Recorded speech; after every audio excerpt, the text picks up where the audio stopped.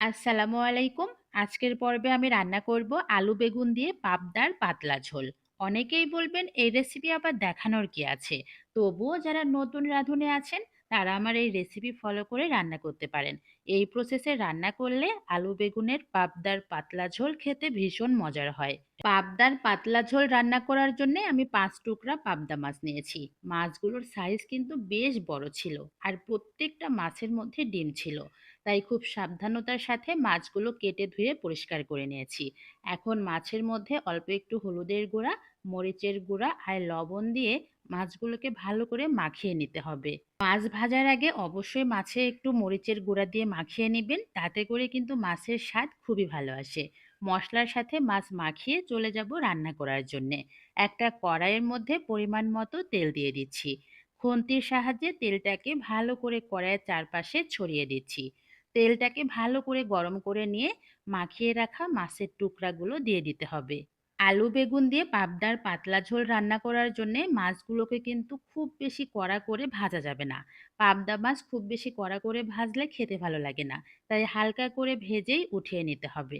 পাবদা মাছগুলো আমার ভাজা হয়ে গিয়েছে। এখন আমি মাছগুলোকে উঠিয়ে নিচ্ছি। আর যেহেতু মাছের মধ্যে ডিম ছিল তাই দেখতে একটু এরকমটা লাগছে।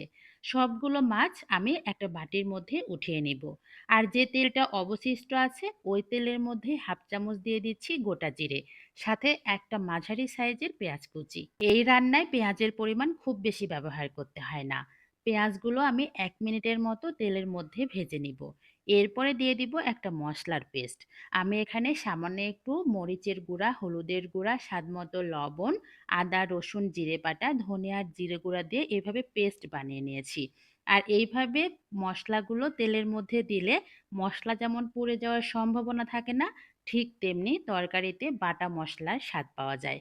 এখন মশলাটা ২ থেকে ৩ মিনিটের মতো কষিয়ে নিব। মশলা কষানো হয়ে গেলে আলু আর বেগুন মশলার মধ্যে দিয়ে দিতে হবে। আলু আর বেগুন আমি ঠিক এরকম সাইজ করে কেটে নিয়েছি। আপনারা আপনাদের পছন্দ অনুযায়ী সবজিগুলো কেটে নেবেন। আলু বেগুন মশলার মধ্যে দিয়ে ভালো করে নেড়েচেড়ে মিশিয়ে নিতে হবে।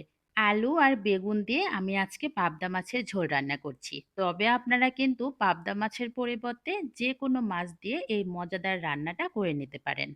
আলু আর বেগুন আমি মোটামুটি ৫ মিনিটের মতো কষিয়ে নেব। আর এই ৫ মিনিটেই কিন্তু আলু বেগুন মোটামুটি সেদ্ধ হয়ে যাবে। আলু বেগুন কষানো হয়ে গেলে এখন আমি এর মধ্যে ঝোলের জন্য পানি দিয়ে দিব। আমি যেহেতু একটু পাতলা করে ঝোল করব, তাই ভরে ভরে ২ কাপ পরিমাণ পানি দিয়েছি। পানি দিয়ে সবকিছু আবারও নেড়েচেড়ে মিশিয়ে ঢাকনা দিয়ে ঢেকে রান্না করব মিনিট ১০। ১০ মিনিট রান্না করতেই কিন্তু আলু বেগুন খুব সুন্দরভাবে সেদ্ধ হয়ে যাবে। এখন এর মধ্যে দিয়ে দিচ্ছি ভেজে রাখা মাছের টুকরাগুলো। মাছগুলো দিয়ে কিন্তু আমি আর ঢাকনা দিয়ে ঢেকে দিব না। এমনিতেই ঢাকনা ছাড়াই রান্না করে নেব আরও ৫ থেকে ৭ মিনিট। রান্নাটা প্রায় হয়ে গিয়েছে। এখন আমি এর মধ্যে দিয়ে দিচ্ছি ভাজা জিরে গুঁড়া। অনেকেই আছেন ভাজা জিরে গুঁড়া খেতে পছন্দ করেন না, সেক্ষেত্রে কিন্তু সামান্য একটু ধনিয়া পাতা কুচি ব্যবহার করতে পারেন। পাবদা মাছের ঝোলে ধনিয়া পাতা কুচি দিলেও কিন্তু খেতে বেশ মজা লাগে। তরকারিটা আমার হয়ে গিয়েছে, এখন চুলাটা বন্ধ করে দিব। আর এইটা হচ্ছে আলু বেগুন দিয়ে পাবদার পাতলা ঝোলের ফাইনাল লুক।